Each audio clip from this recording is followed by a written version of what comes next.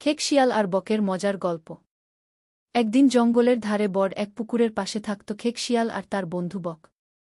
তবে কি বন্ধু ও বলা হলেও শিয়াল কিন্তু একটু দুষ্টামি করতেই ভালোবাসত। এক দুপুরে শিয়াল খুব সাজগোজ করে বকের বাসায় গেল। শিয়াল বলল, বক ভাই, আজ তোমার জন্য দারুণ এক ভোজ এনেছি। চল খেয়ে আসি গু।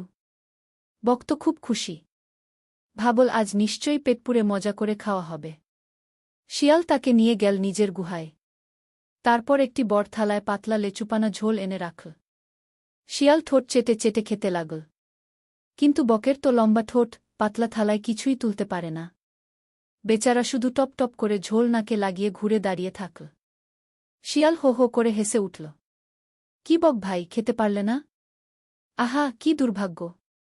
বক খুব লজ্জা পেল, কিন্তু রাগও চাপা রাখল।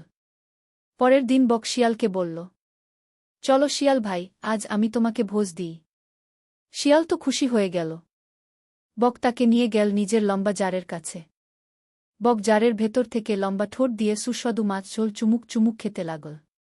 শিয়াল খেতে গেল, কিন্তু তার মুখ তো চওড়া, জারের মুখে ঢোকে না। সে শুধু জারের বাইরে ঘুরঘুর করে গন্ধ শুকে কষ্টে দাঁত কামড়াতে লাগল। বক মৃদু হাসল। কি শিয়াল ভাই, পারলে না? আহা, কি দুর্ভাগ্য! শিয়াল তখন বুঝল, যেমন কর্ম তেমন ফল।